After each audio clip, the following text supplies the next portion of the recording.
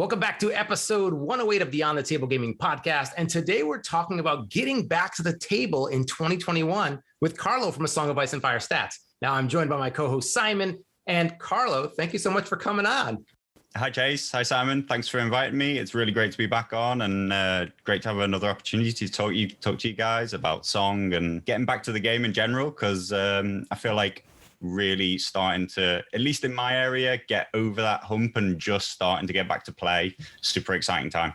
So the last we talked to you was in the pre-COVID times, way back in episode 60. And so a lot has changed. So, before we get into some of the nitty gritty stuff, how have you been? I won't say it's been the easiest year and a half. It's been a long journey. It's been a long journey for me. It's been a long journey for the project, the Song of Ice and Fire Stats that I work on. But I'm feeling positive about the future right now in my local area, and really just looking forward to hopefully implementing a lot of the things which I've been thinking about for a long time in terms of like trying to rebuild a community, rebuild those connections, and just getting back to play, really. Absolutely.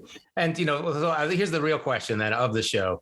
How do you manage to find the time to all this? Now, for people who don't know, Carlo is 5 hours ahead of us. So right now you're like past midnight, I think now, coming on here to talk to us. So, how do you do it all? Well, I mean, I have to ask myself that question quite a lot. And it does involve a lot of late nights. I code until the early hours in the morning quite regularly. It becomes a large part of what I do. Effectively, during the start of COVID, I found myself with a lot of time to really dedicate myself to the project during lockdown, and now I just find it hard to give it up. And so it's really a case of like just trying to squeeze out every hour that I can. Interestingly, like the thing that I gave up most during that time was playing. I wasn't able to get out and play. And so I still wanted to interact with the game a huge amount. I still wanted to be really, really involved. I watched a lot of games. I helped run tournaments and things like that. And that kept me very, very involved. And now there's a big clash between I only have a certain amount of hobby time in total, and I really still want to work on the projects, work on the coding, but I also want to get back and play now because that is an option. And that's the real balancing act that I'm kind of coming to at the moment, because obviously there's still other things in my life that I can't completely ignore. But I'm generally busy guy. That's kind of the way things go. Yeah, that definitely resonates. We can see that from your prestigious output from the Song of Ice and Fire Stats site. I think for me, it's kind of careful what you wish for, because it's been all this time where you think to yourself, I can't wait to play again and do this and do that. And you have these high aspirations. And then it becomes real and you think, oh, wow, I've got to actually find the time to do this as well as everything else I've been procrastinating on. So I think for me, it's an exciting time. Obviously, the game's changed, which is, for me, is great because I'd forgotten a bunch of it. And I'm not the best person to be connected with the actual gameplay. I play in a small group casually. So for me, this is, it's a great thing. But one question I've got for you, Carlo, is when you look at the game, all different factions, which faction do you think represents Carlo best? Well, I've never hidden the fact that I can see that Chase has a favorite, but unfortunately to say, I've never hidden the fact that I am a Lannister through and through, and I feel like it's almost a bad word to say that, but Lannisters, all their positive traits, but also all their flaws are things that just, their arrogance and everything is pretty much what makes Carlo Carlo. So, if there was somebody, I would have to say I was probably Tywin. Everybody wants to be somebody slightly more popular, but I'm just, I'm probably the real hard-nosed Tywin when it comes down to it. The 2021 Tywin, you're going to be slightly improved. Recently slightly improved Tywin. That's awesome. Well, this is what's going on here. Then Simon was talking about how he's really getting into Lannisters too now. Here, right? I think it's a British thing. I think the British people kind of feel like they're Lannisters. So it's the red. Is it the red? Is that what it is? Is it a fashion thing here? Maybe personality traits as well. I don't know. But fair enough. Certainly some common themes. I mean, you really got my hopes up there for a second. I thought you were going to maybe lean into Free Folk, but I digress. I leave that entirely to Mickey. There we go. Those who know the channel and what we do, know that I'm always on with Mickey. But yeah, Mickey's the free folk wildling at heart. I'm very straight and narrow. Follow the plan. At least you got like you surround yourself with good people. That's what counts. That's right. And so that being said, talking about getting back to play and things like. So have you managed to get back to the tabletop? What have your games been looking like? So in the UK, things are getting okay. The restrictions are being lifted. Let's put it that way. Things aren't necessarily getting better. Though we are very quite far along with our vaccination program. So like things are looking okay in the UK. Confident enough for myself to get back out and play. Stores opened up. So roughly around the time that 2021 digital release came about. So maybe in the past 2 months or so, I managed to get down to a gaming club now and again and play some games just with some friends. That's been really, really great. Just like really great to put models back on the table. And my big thing for 2021 is to always be playing with entirely painted armies. That's been my big push. So that really helps to drive me forward in terms of like, if I want to field something new, I have to paint it. And that's that kind of mentality helps me to really finish my armies off. And that was the early steps. I don't get in anywhere near as many games as I'd like to, because between us, it's still very busy. And everybody's, trying to make that space for those gaming nights again. We're trying to rebuild that time, that weekly connection when we'll continuously play. But I have also managed to make it to a tournament, a small 10-player event. I traveled all the way to Scotland for it. Really great event from players that have been to events that we've run in the past. And it was really brilliant to be able to go up there and play quite a few games in the day, just meet some people and play some games. It's been really enjoyable to just play on the table again, and particularly to not just play the game, because I've played TTS during COVID. I played on the computer, and that is to me completely playing the game. But it's not the hobby. It's not the full hobby to me. And that's why I was so adamant with myself that I would be playing fully painted armies, that I would really enjoy the process of putting an army on the table and feeling like just placing an army on the table isn't an accomplishment because of how much work's gone into the army itself. Not everyone has the opportunity to paint all their miniatures, but it does feel really good to look down and like just see it all out there, right? Like everything painted and arrayed in front of you. Absolutely. And I think that's the thing that for me was really lacking during COVID. The connection of the hobby as a whole, the in-person connections of playing a game with somebody, meeting up, spending time together. Like I say, I really felt that tactically I could still play the game. The act of playing the game was not lost, but the whole war games hobby wasn't there for me. It didn't feel the same. And that's the bit that I'm just like, really, really pleased to start getting back to.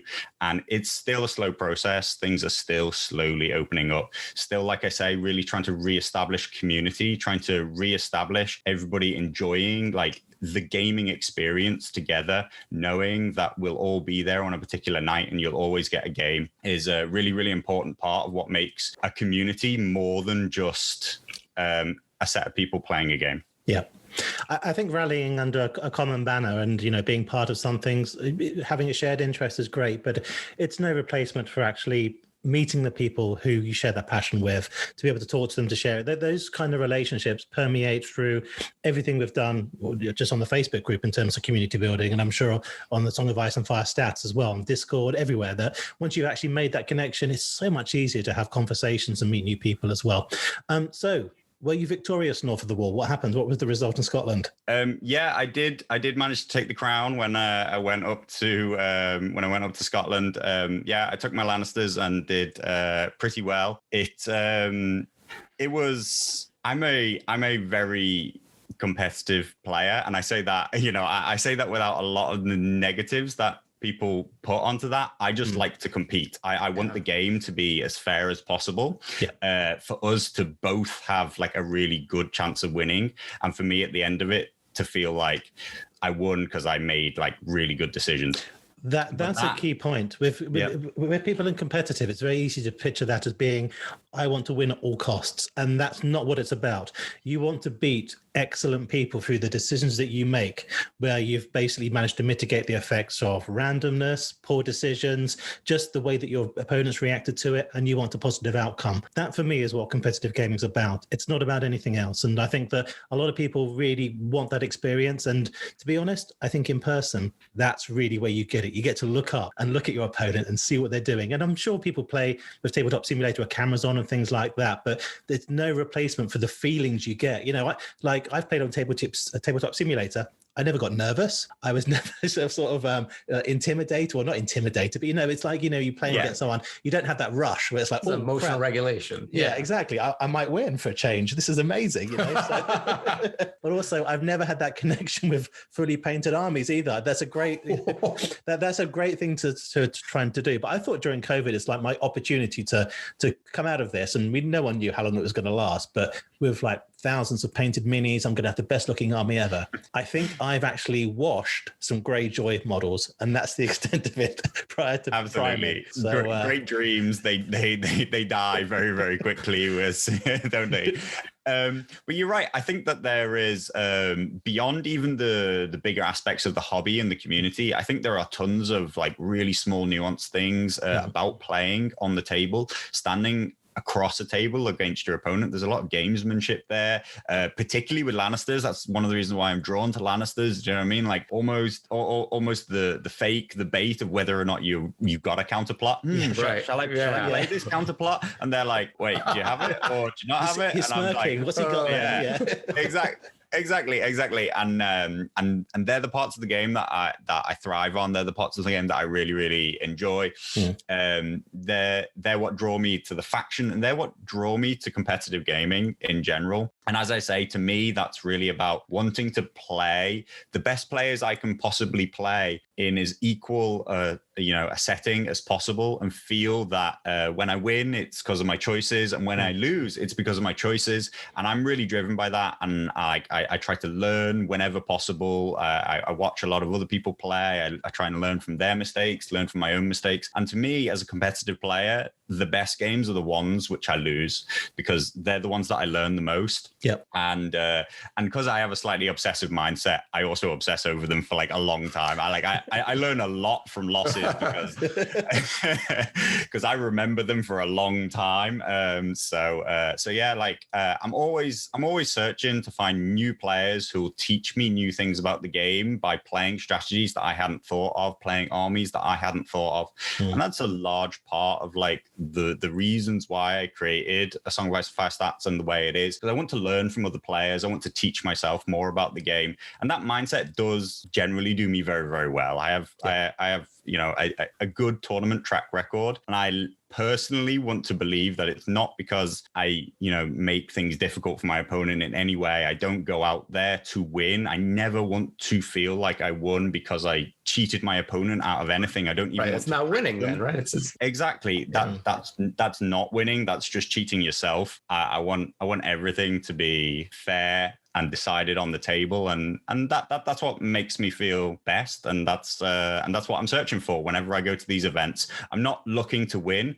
I'm looking to play my best games and find people to really challenge me, and that definitely happened up in Scotland, so it was really great. And I'm looking to go to an event all across the country. I travel quite a lot to play, so yeah, I love it. And just kind of speaking to kind of trying to find these events as well, but you're also assembling a major event, right? You're talking about trying to find other top players to play with.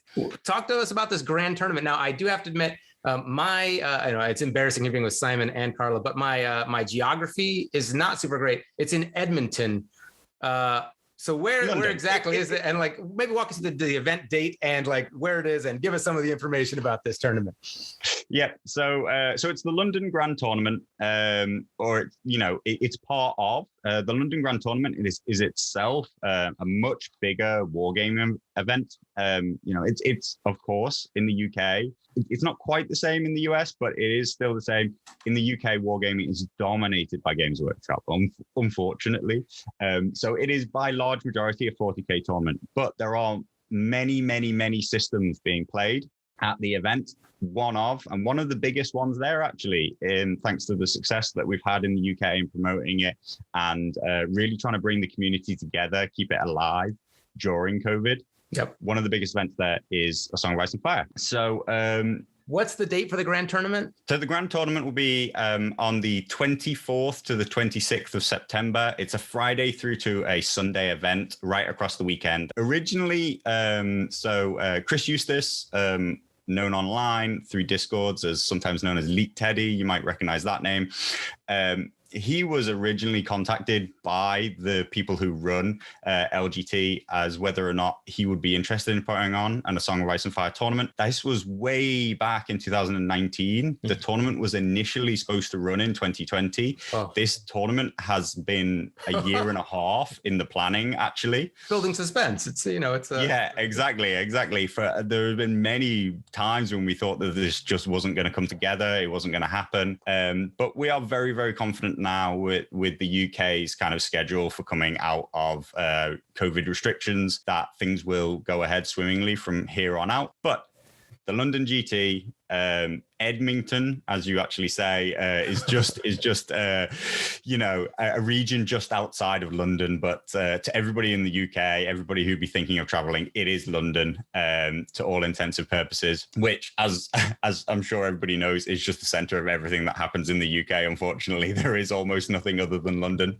But it's a massive, massive event. It'll be happening from a Friday through to a Sunday, and it's a whole set of tournament systems, but as much a gathering community kind of convention feel to it as possible. A lot of socializing going on, and we're running a 64 player A Song of Ice and Fire tournament across the Saturday and the Sunday, which will give us 6 games, which gives us plenty of time to allow for everything else of meeting the community, really helping to strengthen those bonds, hopefully, between the various areas in the country. And it's looking like it's going to be a really, really well-attended and great event for everybody. We've been really pleased at how the take-up's been, and yeah, we're really, really happy. Well, given that you guys are getting things back on track and on the table, this sounds like something we could do. We could help with prize support. So let's talk after this episode about that. That'd be amazing. If there are people, so I know this is being a well-attended event.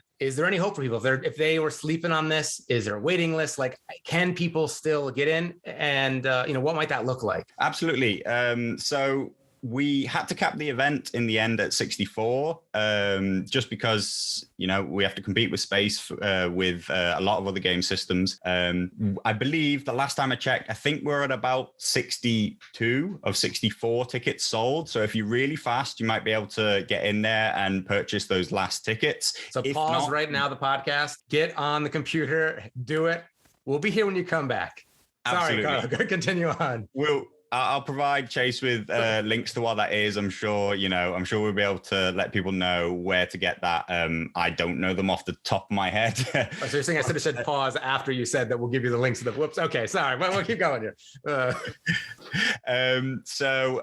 But definitely there is also a very active Discord, which is also trying to help promote any events going on in the UK related to it. Also, lots of smaller stores. We want this to be very community centric, helping to promote other tournaments in the build up and after it. So there's an active Discord, and if you wanted to get on there is going to be a waiting list scheme that players can sign up to. And if there are players who have to drop out, if there are players that need to move on their ticket, then we will be able to move down that waiting list. So if you're now just finding out about this, then definitely still get involved. And on top of that, we are soon to announce a small, more casual event on the Friday night in the build up to the event. So even if you couldn't make it for the full thing, then if you get in early, you'll be able to grab yourself one of those Friday night tickets if that's what you're interested in. That's fantastic. That sounds great. Awesome.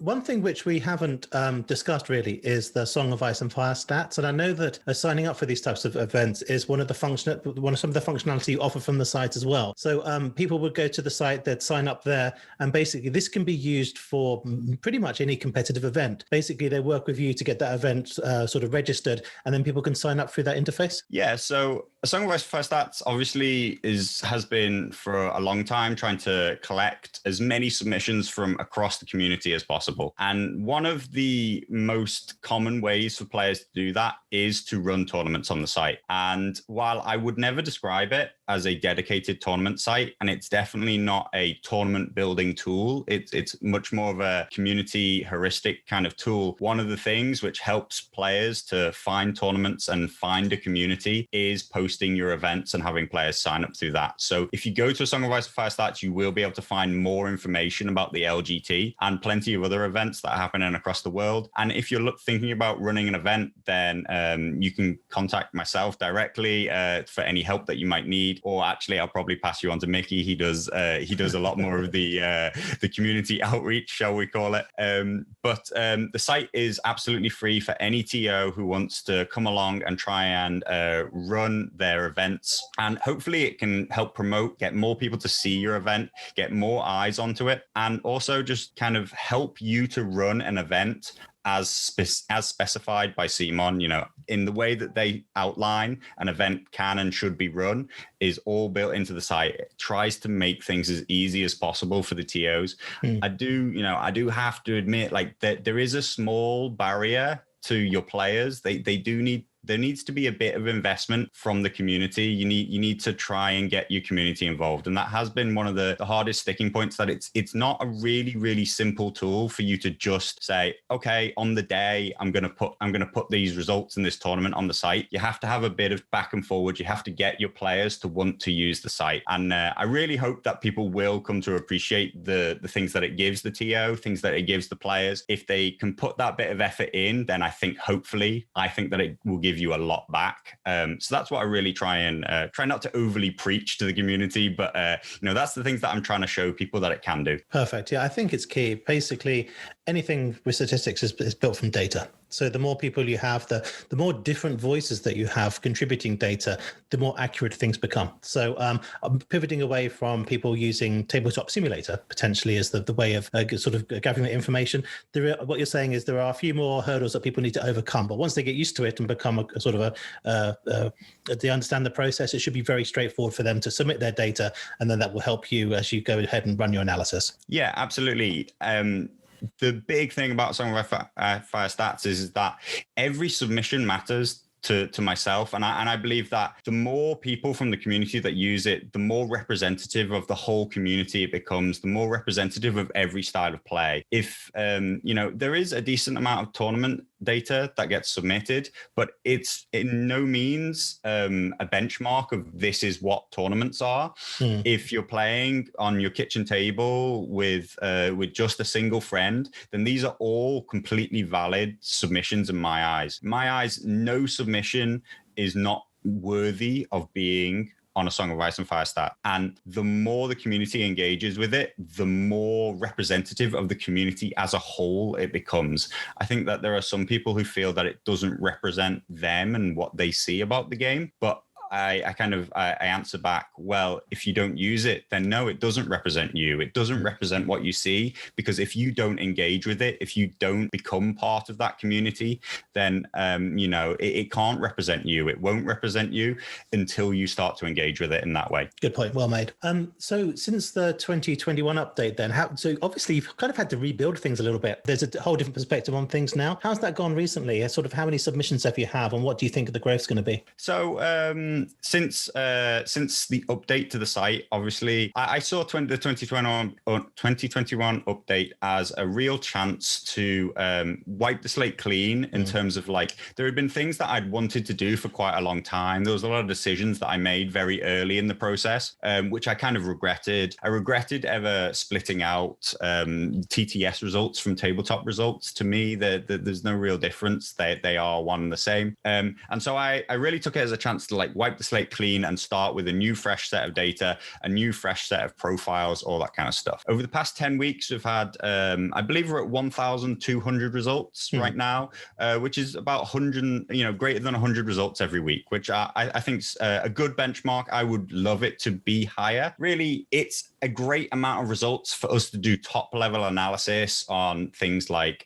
factions and the more popular commanders. But there are a lot of commanders who just really don't get, they don't get picked a lot. Not many people, not many people like to use really specific combinations. And so there's a lot of analysis that really can't be done. And the more data we get from more different people, A, the stronger that becomes, and B, the deeper we can get. I love getting down really granular and having a really interesting look at really specific interactions. So I think that if people can get on board and generally use it, then we will get much, much further. And I want it to represent as many people in the community as possible. Awesome. So one thing I did notice and do from my research is looking at the site, there are mechanisms to reward people for actually picking commanders which are not as popular and basically using that to help boost their rating. So that's actually built into the project. Which commanders do you feel are inadequately represented at the moment? Which ones are you looking for more information on? Well, the commanders that almost never see play is, generally speaking, neutral commanders in various other factions. That's one of the rarest occurrences for most factions, is Vargo in almost anybody else, or Roose Bolton inside different factions. Right. The factions themselves, they all seem to get a lot of love, but generally speaking, they do find neutrals as a whole. I always joke on my own channel that I say that neutrals aren't a faction, but a lot of that tongue in cheek comes from the fact that I think that they're very, very rarely played. I think maybe off the top of my head, I would put it at about 5%. 1 in 20 games are played with neutrals. They seem very unpopular.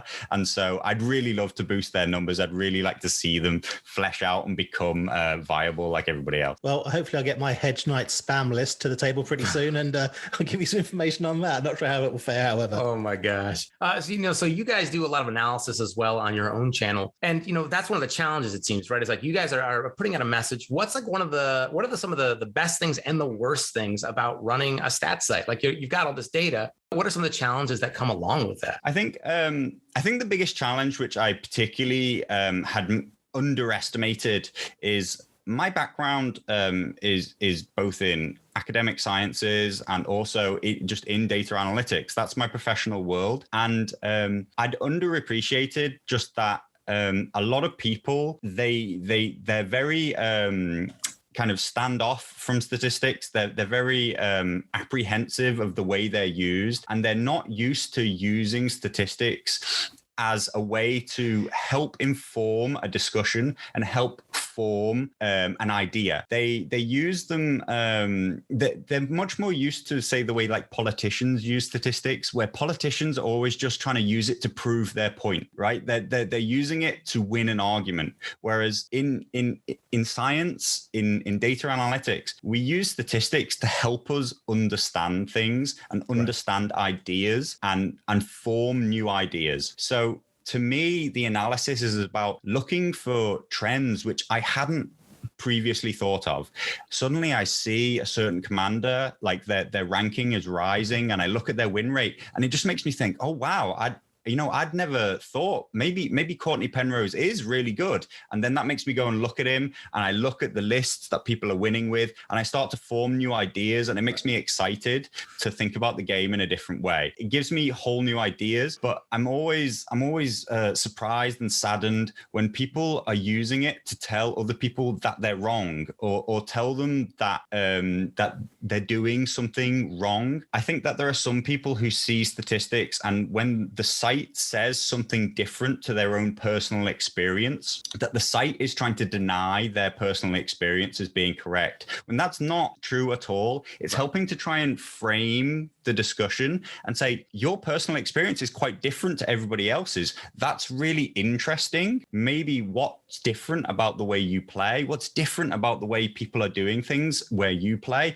because they've got some really cool different ideas that maybe other people haven't picked up on. But it's hard to get that message across. And I'm not a very good communicator of it, because, like I say, I come from a background where this is kind of like, this is just what we do. We all understand statistics in that way, and we don't try and win arguments with them. We just use them to inform ourselves. That must be so incredibly frustrating. Coming from a teaching perspective, like you put something out there and then you see people just like either misusing it, totally wrong. They're wearing it around on their head as a hat. You're just like, what is going on? I know you guys do a weekly chats, and yet, like, sometimes it's just like there's an infinite abyss of information that needs to be given out there. I can see how that would be frustrating.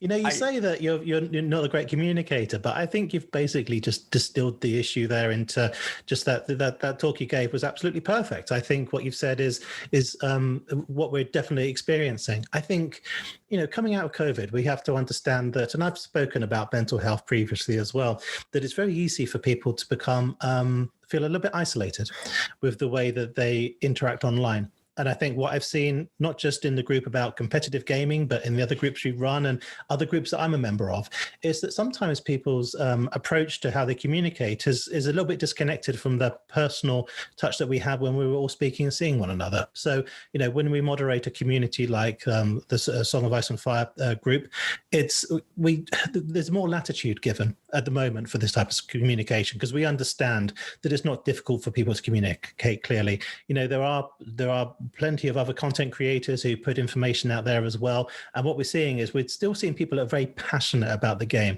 It's important to understand that we all love the game a lot. We love what it offers. We love the interaction.